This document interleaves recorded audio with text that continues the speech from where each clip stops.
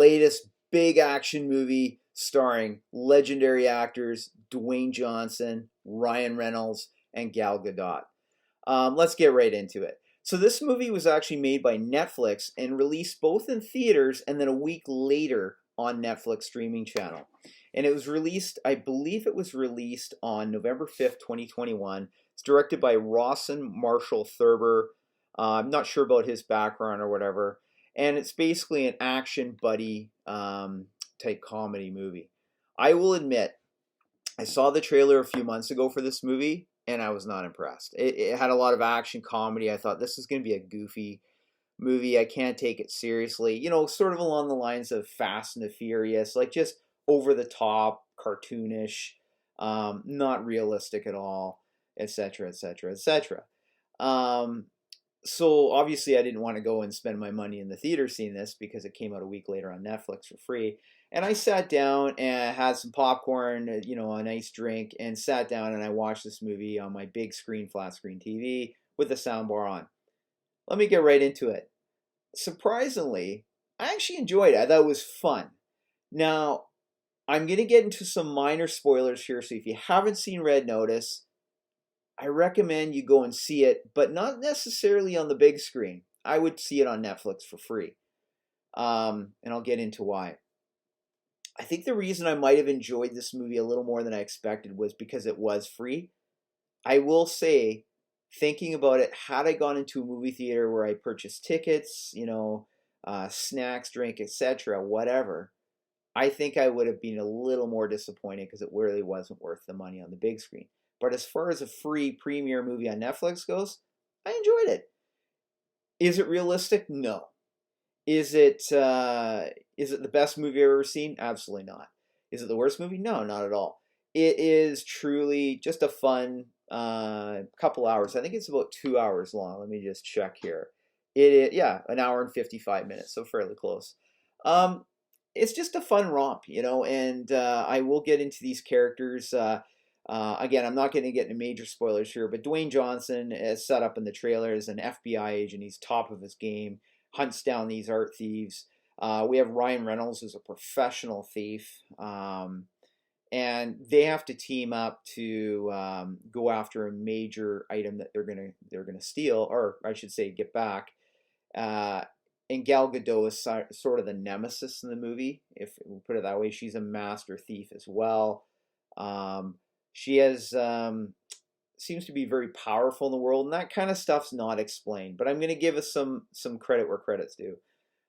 There's no real setup here for what the background of these characters are to be able to conduct themselves in fight scenes or action scenes or whatever. So again, that becomes comicish. Again, there's just so many over the top scenes.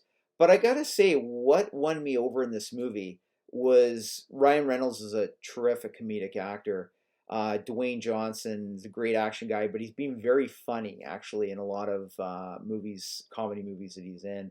And these two work well together. It is actually quite funny to watch these two banter back and forth and stuff. And some of the action scenes are just cool to watch. Do you feel at any point they're in peril, or do you go, boy, I'm sure glad I'm not in that situation? No, because it's just over the top cartoonish. Similar to Fast and the Furious, where the first few movies were really good. You saw the peril in those characters.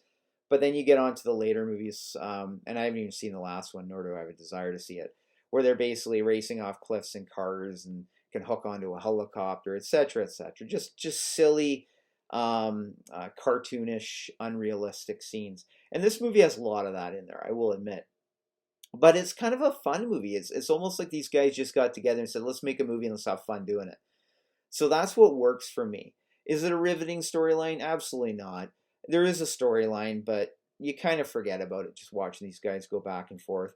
And there is some really cool twist at the end there. I will say I was taken by surprise. I'll give credit where credit is due. Some of the other characters in this movie, or the other cast, I should say, are a little less known. In fact, most of them pretty much are. There's one character, Ritu Arara. She plays Urvashi Das. She's in it as well. She's basically going after these guys. At one point, Dwayne Johnson's framed for a crime he didn't commit, and they're after him as well. But again, there's a lot of side characters here that are really unknown and just kind of more have a very minor supporting role in this movie. It's really about these three main characters. It does take place all over the world. It's quite scenic to see that. But then again, if you're taking the movie seriously, you're going to try and analyze it and go, well, where do they get all the money and resources to do what they're doing? And how does a lone FBI agent like Dwayne Johnson not have an entire FBI team traveling with him on these missions? Why is he always by himself? It just, a lot of logic is just silly, especially when they wind up in this particular prison together. Um, it just didn't make sense. And their escape plan is just over the top. But again, if you're going into this movie with low expectations, looking just to have fun, you may very well enjoy it. Would I see this movie a second time? Probably not. Do I want to see a sequel, which it might set itself up for? Not necessarily. I probably would watch it, but I definitely am not marking days on my calendar until a sequel's made on this one. Yeah, if you're just looking for a good escape movie, this might be the movie for you. I definitely wouldn't recommend going to the theater and wasting money. As much as I like supporting theaters, I just don't feel this is a movie for the big screen. Some of the action scenes might be cool on the big screen, but I think it's a lot of money to see a movie that just wasn't that well written per se, but is more there just as entertainment, comedic value.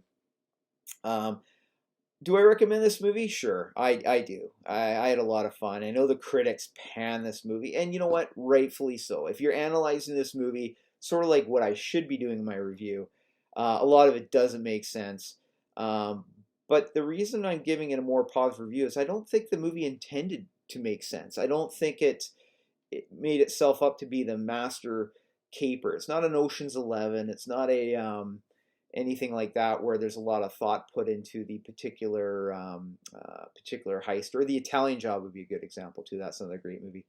There's no real thought, but they're not trying to set it up to look that way either. It's more just watching Ryan Reynolds and Dwayne Johnson, bouncing lines off each other, basically comedic lines, and you're laughing a lot.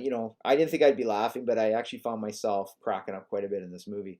I find if you look at it more like a comedy, slapstick comedy movie, you'll enjoy it more. But if you're going in for the action caper, adrenaline action movie, you will be disappointed for sure.